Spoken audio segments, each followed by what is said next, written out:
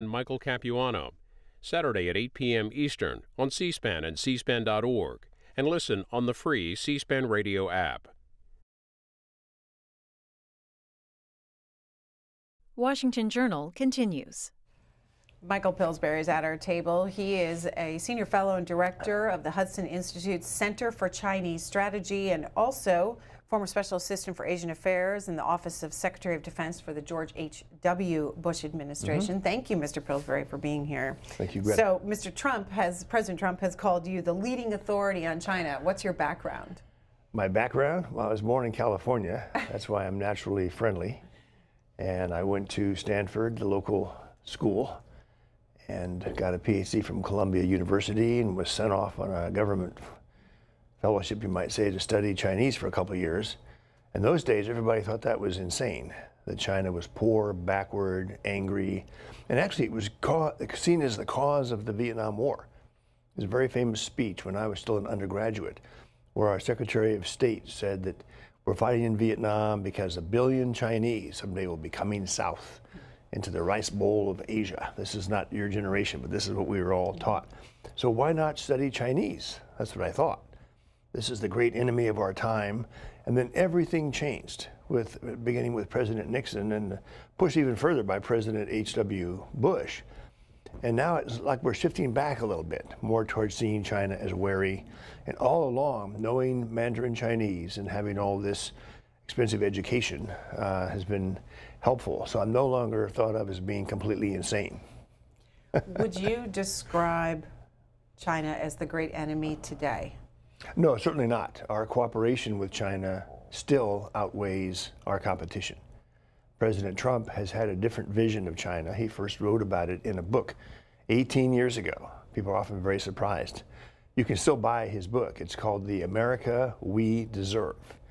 And he says China is the greatest challenge our country will face, 18 years ago. But he's not angry and hostile in a military manner. He's talking about trade, the economy being ripped off with technology. So it's quite prophetic for what actually happened over the last 18 years. Have you spoken to him? It sounds like you have spoken to the president. Yes, I have. Well, I wouldn't say spoken to him. He questions me. He has a lot of very tough questions, and he will basically want to know how the Chinese think about various subjects. I've many times on other networks I've talked about the Chinese saying to me, partly that they're afraid of him because of the tariffs, partly they have translated these discussions of China in his past books. There's more than one. And in one of the books he says, to get some leverage on the world's best negotiators, that's what he calls the Chinese, I need to be unpredictable, sort of put them off balance. And he's certainly succeeded at doing that. So they often say things like, he's the smartest president we've ever had to deal with. They give the reasons why. So I tend to see this phase, President Trump's relationship with China, is unique. It's quite different than the original opening with President Nixon and Dr. Kissinger. Now we're in sort of a new period where there's this foundation, which I discuss in my book. There's been a lot of national security cooperation with China. The two economies are very close together. But now the American side is feeling a little bit exploited. And if you do an overly inflammatory metaphor, one person said to me, this is like going out on a date with a known rapist. It's technology theft, bugging people's phones, putting people under surveillance, having 1 million Muslims put into essentially concentration camps. This is all being covered on the front page of all of our newspapers. And there's strong bipartisan support for what Trump is doing. Nancy Pelosi was one of the early critics of China, especially over the Tiananmen incident, her relationship with the Dalai Lama. She took the lead to get him a Congressional Medal of Honor and bring him here to Washington many times.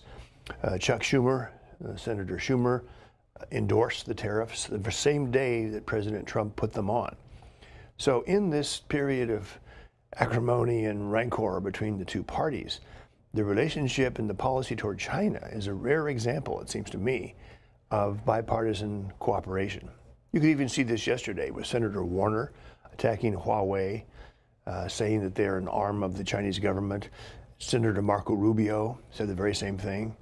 So this is really a big change from the China I have observed over the last 40 years. When you have these conversations with the president, where are they? How do they come about? And what sort of tough questions does he ask? They're in the Oval Office of the White House. He's just behind his desk, and he has all of his advisors. I'm not allowed to talk about the contents of the discussion, or this will be my last visit to the Oval Office. But I would just say he's a very sophisticated student of China. He's already dealt with them. He has many, I don't even know how many hours, 12, 14 hours with President Xi Jinping. He has a great deal of phone calls back and forth. Sometimes President Xi calls him. Sometimes he calls President Xi. The calls, according to the people present, are often an hour long. So this is a very rich relationship. And I think it will easily manage an event like concerned everyone yesterday, the arrest of Ms. Meng. Yeah, let's talk about that. Sure. And this company. What is this company? Who is this woman that was arrested? And what do you think the fallout is? You're like President Trump. Well, in my book, The 100-Year Marathon, I have a long discussion of what's called the National Champions System, where in violation of their agreements when they joined the World Trade Organization, the Chinese government and Communist Party will pick out either a sector or a company, and then they will nurture it with what for us would be illegal, or for international norms would be illegal. They will spy for the company and get it trade secrets from its biggest rivals around the world. They will provide massive illegal subsidies to the company. They will provide low-interest loans, never to pay back. In Huawei's case, the founder himself is a military officer. They will provide tasking or market share ideas. Why don't you go to the Congo and do this? This is why a couple of senators yesterday used the term arm of the Chinese government. So they've got roughly 100 companies like this, the so-called national champions. They've succeeded marvelously. This is about a 35-year-old company that was nothing when it began. And they claim by their hard work and insight, with no theft and no espionage and no subsidies, yes, they've surpassed Apple in sales of smartphones. And oh, by the way, they've turned into the world's second largest telecom company. Isn't that nice? Well, that's no longer what experts, shall we say, think about Huawei. And the arrest, the request for extradition and presenting the evidence to the Canadian authorities done by the Department of Justice, that was simply providing the details, which could be revealed today. Ms. Meng is going to have a bail, according to the Canadians, they're going to have a bail hearing today. The judge will have to decide. This is, how bad it is. What's the bail going to be set at? Will he take her passport? Will he leave her in jail? Or will he simply let her go back to China? So this is what the news story, I think, tomorrow is going to be, what the Canadian judge decides based on the weight of the evidence. The Chinese don't see it that way. They have been on the phone with me, and they're very angry that this is a human rights violation. Their foreign ministry spokesman said, she doesn't know what the charge is. And somehow this is, there's a wonderful newspaper in China called Globalist Times. They're like the nationalistic, attacking America all the time. The head of it's a friend of mine named Hu. Mr. Hu yesterday was really quite conspiratorial, that this is an American plot to damage Huawei, precisely because of Huawei's growth. And, Huawei is totally innocent.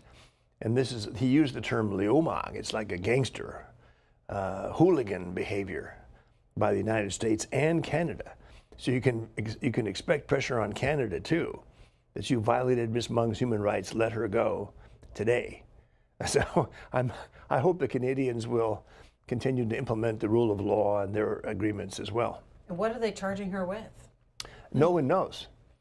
One senator yesterday told the press he thought it was violation of the Iran sanctions, and another commentator guessed that it's the U.S. has provided technology along the way. We used to think this national champions thing was a good thing. Why not? So if they have U.S.-controlled technology, Ms. Meng or others might have signed an agreement. We will not retransmit this to Iran or North Korea. If she did something like that, this is pure speculation, but that would justify the Canadians detaining her.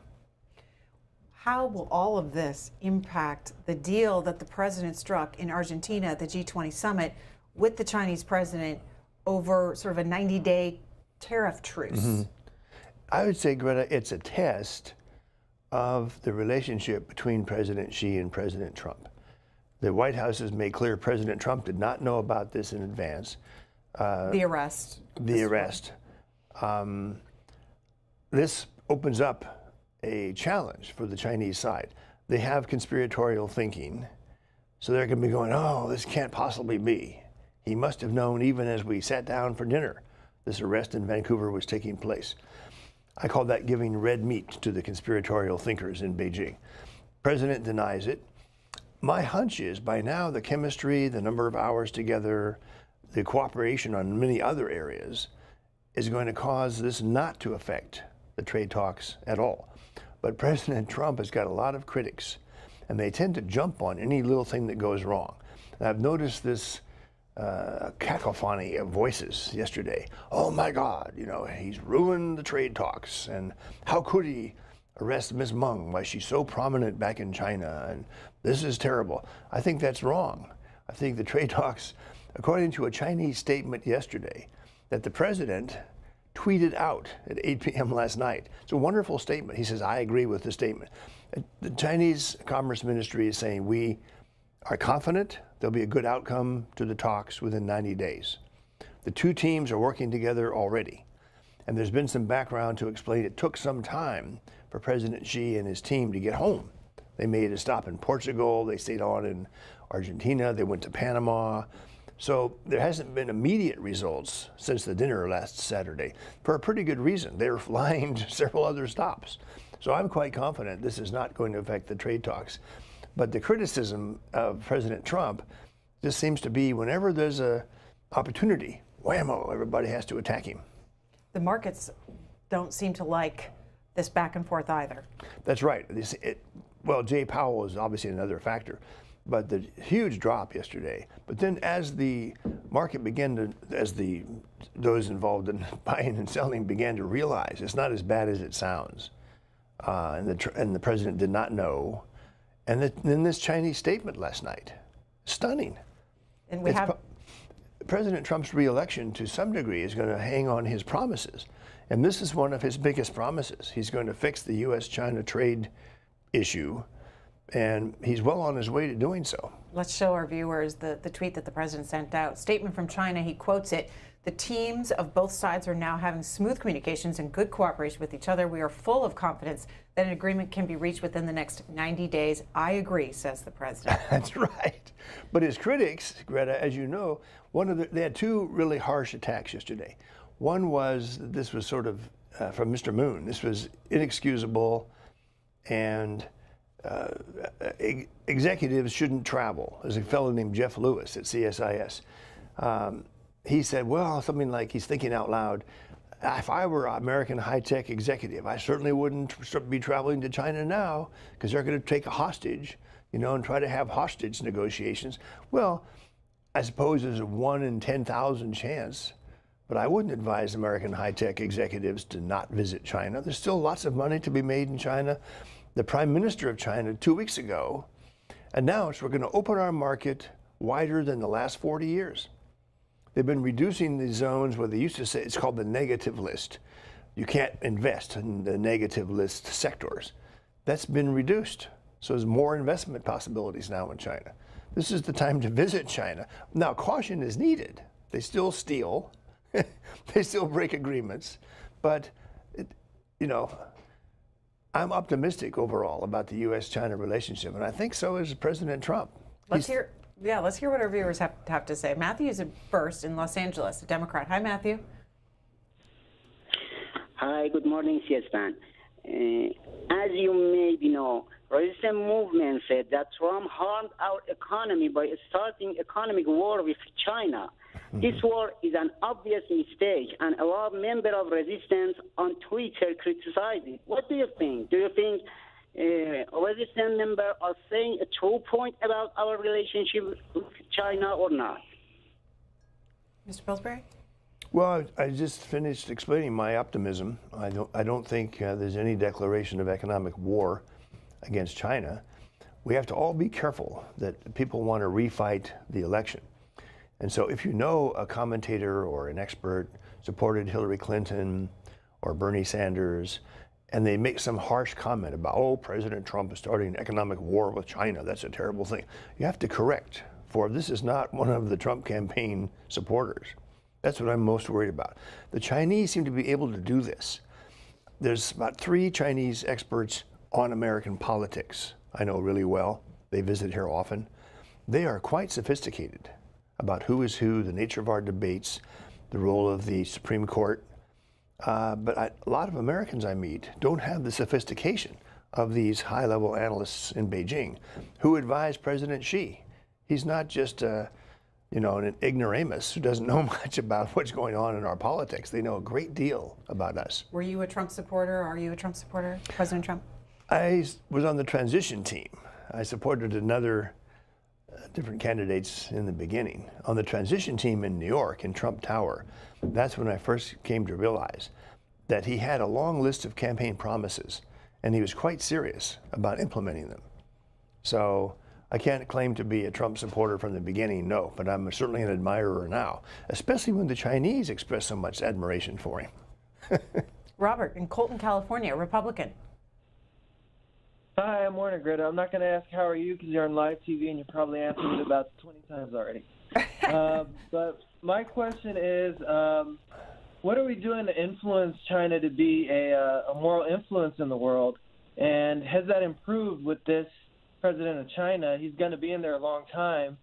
What's his attitude towards, being a moral leader as a global power? And is it improving, or do we see it getting worse with him? Excellent question. I don't know the answer. I can tell you in 100-Year Marathon in my book, I tried to calculate how much money and effort do we put into making China think more about democracy, following the rules, which you're referring to as being a moral leader. It turned out that here it is, 12 trillion, the second biggest economy in the world. It looked like our democracy budget, if you could call it that, democracy and human rights, freedom of religion. The budget's very, very small. It's certainly under $50 million a year. Very few people are involved in this. There's a number of programs, for example, the Department of Justice administers to try to strengthen a Chinese bar association.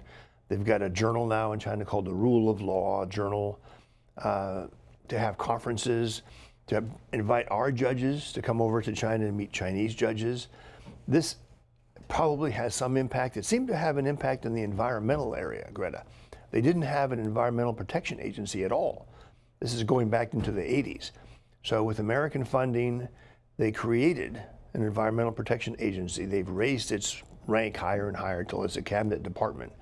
Done a lot of research, written a lot of laws on environmental protection. They had none of this in the 80s. So these programs have some positive effect. I suspect they ought to be much bigger, even double. We have radio broadcasts in Mandarin, either both Voice of America, and we have a sort of Radio Free Asia Mandarin service, it's called. So this has some kind of influence. But frankly, they also watch House of Cards. It's very popular in China. And this feeds the conspiratorial thinking, because in House of Cards, as you know, they're all kind of doing each other in. There's even murders, how a Speaker of the House rises to become president. The Chinese enjoy the show, but they also think this really is how things work in America. So if Miss Meng is arrested in Vancouver, and the Americans say, no, no, no, this is a minor law enforcement matter, nothing to do with the president, it's just not credible to the conspiracy thinkers who are watching House of Cards. Well, after the 90 days tariff truce, what happens next between China and the United States? Well, the truce itself is not what the goal is. The goal is, this is why the president has named Ambassador Lighthizer to be the lead negotiator.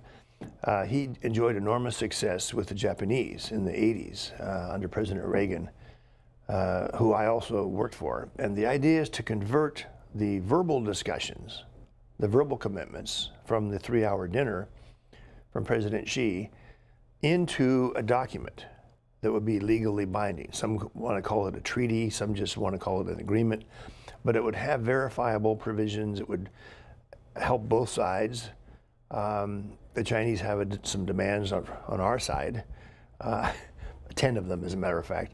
So that's the idea, is to come up with a written agreement negotiated by our trade attorney, Ambassador Lighthizer, and then they have a team. And what they were saying in the statement last night at 8 p.m. that the president's quoting, they say they're confident that they can reach agreement with us within the 90 days. After that, there could be wrangling and bickering over whether the agreement's being implemented or not. That's a problem. But I suspect we can get back to cooperation in some areas. And there's the other issues, what I would call the other issues. South China Sea, human rights violations, the 1 million Islamic Uyghurs, you might call them, in these concentration camps. This is a long list of issues. But the trade deficit can be solved, and there's already been discussion of this over the past year. We could ask them basically to double their purchases of American exports, whether it's liquefied natural gas or soybeans. There's quite a long list. Airliners. That would go a long way toward helping President Trump implement his campaign promise. Biggest demand of us. Of ours. What would be the Yes. biggest demand from them on us? You mean of the Chinese 10 points? Yes. We don't have to go through all 10, but what are the big ones? Well, they have complaints against the United States. And there's a very amusing story, Greta. In May, President Trump sent a delegation over to Beijing, everybody concerned, you might say. Secretary of Commerce, Treasury, Ambassador Lighthizer, Peter Navarro, and we presented them, the American side presented the Chinese side with a document that had what's called our 8 points, and then subdivided into 24 under each of the 8. I mean, total of 24. And in a way, there's an annex called 142 points. So the Chinese promptly leaked this on WeChat. And the American side somehow had the Chinese 10 points, and they made them public. And Bloomberg ran the whole thing. So online, you just Google, the negotiating positions, and the list will come up. I think the phase we're in now is much more confidential. There's not been any leak, any significant leak at all out of what happened in the 3-hour dinner. Let's go to Roger, who's in Virginia, Democrat. Hi, Roger. Good morning, Mary. Good morning, Greta. Morning. My question is, you're talking about the trade deficit, Donald. Can you hear me? Yes, we can. We're listening. Mm-hmm. Donald Trump is part of the trade deficit. How so? Look at the jobs he has in China. Why don't he bring some of those back and do away with some of that deficit, personally? Okay, let's talk about that. I don't think there's any Trump Tower or Trump Hotel in China. People are referring to Trump ties being made in China or things like that, things that are made in China. Oh, I see. Well, yes, this has been a recent, his critics point out when you go to Trump Tower, there's a gift shop where you can buy souvenirs, and you just turn them over. This tie isn't made in China, I don't think. But products like that are more efficient and inexpensive to manufacture. And this is part of the issue of the two economies. Our two economies are so interblended, the so-called global production chain, that it's very difficult to resource and go to, it can be done. Many companies are doing it now. They're going to Vietnam or India or Indonesia and outsourcing manufacturing. But there's been a couple of reporters who went into Ivanka Trump's boutique in Beijing, and they say, oh my goodness, actually there's crowds outside. Ivanka personally is very popular in China. There's a biography of her with her smiling face, looking very beautiful on the front cover.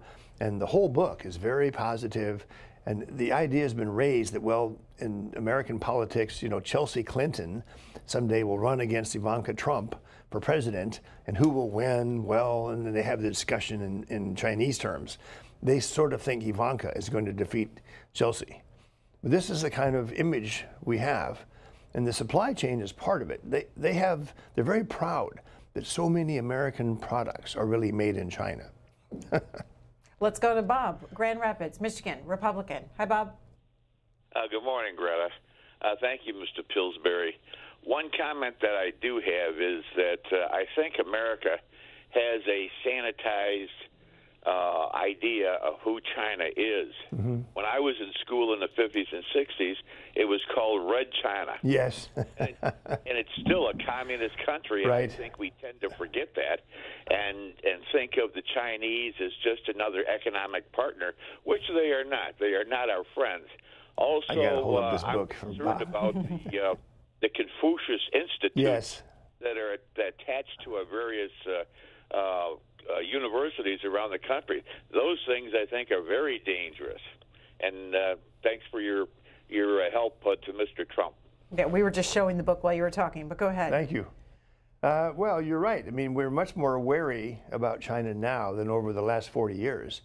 It's what I sort of, with good intentions in my heart, as the Chinese say, I blame all this on Henry Kissinger.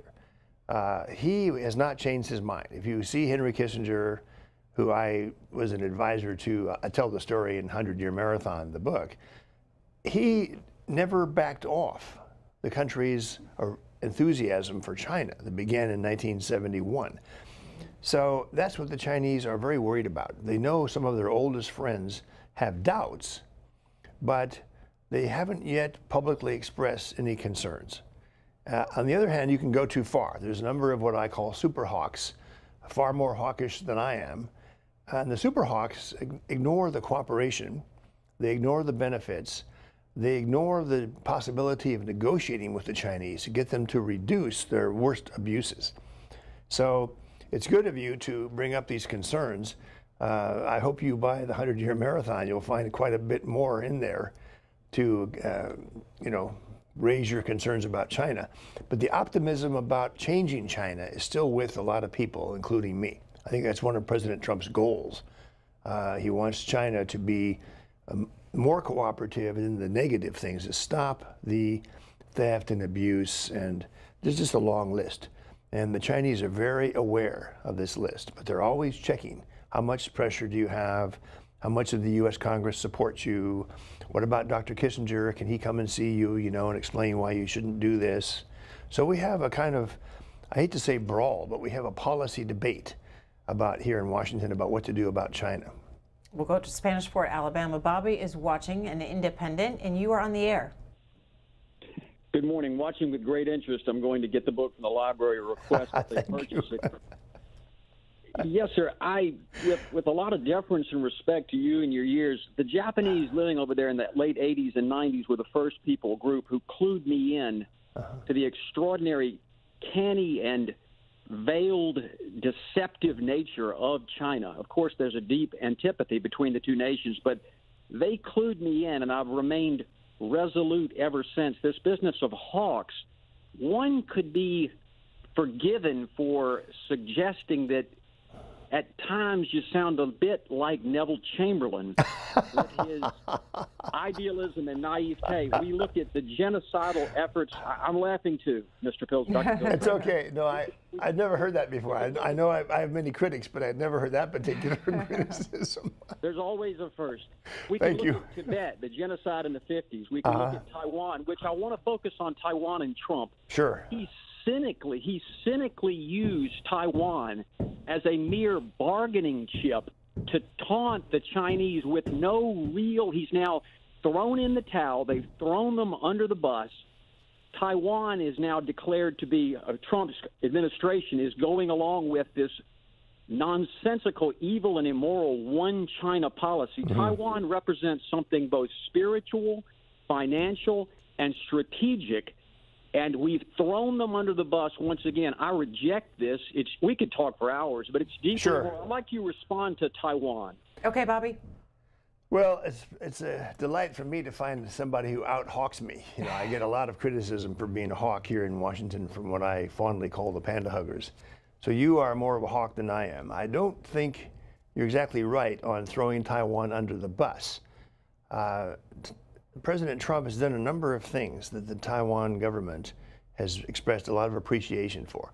First of all, you know, their existence legally depends on having roughly 20 nations recognize their existence as a nation. This is down from 190 total nations in the world, only less than 20. So when some of the Central American countries began to change sides recently, President Trump sent an envoy, invited meetings, raised objections to this trend. That's not throwing Taiwan under the bus. There's been some arms sales offered, meeting Taiwan's requirements, which we sort of have to do under the Taiwan Relations Act, but not really. It just says something very vague. We'll provide weapons to Taiwan so they can have self-defense. But he's done an aggressive enough, if you let me use that word, arms sales package to Taiwan to excite a lot of criticism from China. So there's a number of other areas where Taiwan has been treated rather well by President Trump. So I wouldn't say I reject your criticism of him. I would just say it's not as bad as you think. But don't forget, the one China policy is not the way we expressed it. And when President Trump made his first official comment on this as president, he's very careful. He said, President Xi has asked me, at President Xi's request, I am going to abide by our one China policy. And our one China policy, that phrase is quite different from what China says is the one China principle. The big difference is not to accept the sovereignty of China extends over Taiwan. That Taiwan is in a sort of undetermined category, and the United States, following Bill Clinton actually, is the first to say this, that whatever happens for the final solution, quote unquote, some diplomats use that phrase, on Taiwan, it has to have the consent of the people of Taiwan. That to me implies a referendum. So I don't agree with you on throwing Taiwan under the bus. He certainly hasn't made it a crusade and tried to tell the Chinese, you need to be more like Taiwan. Some presidents have done that. Michael Pillsbury, before we let you go, what are you watching for over the coming days and weeks on this relationship and these negotiations? Well, there's a number of things in play. Whether or not the U.S. Navy does patrols in the South China Sea that maneuver or keep their what's called weapons radar turned on, launch helicopters during the time they're inside the Chinese 12-mile limit. We haven't. President Trump has not done that. Innocent passage, as it's called, Wu Hai Tongguo in Chinese, no harm, go through. That has been done since President Obama in 2012. But challenging the Chinese in the South China Sea is one area. Second area is how quickly there begin to be actual meetings of the two trade delegations. A third area is when they set another round of visits. When is President Trump going to visit Beijing? When is Xi Jinping going to come here? He's never made an official state visit under President Trump. The Mar-a-Lago trip, wonderful as it was more of a personal get acquainted session. So these are three of the big things to watch. I suspect there'll be progress on all three. You can tell I'm an optimist, and I'm receiving criticism from the Superhawks. Michael Pillsbury, you can find him at Hudson.org. He's the Senior Fellow and Director for the Hudson Institute Center for Chinese Strategy. Thank you for the conversation. We're going to take a break. When we come back, continue talking about trade. We're going to turn our attention, though, to the agreement between the United States and Canada, what some call NAFTA 2.0. We'll be right back.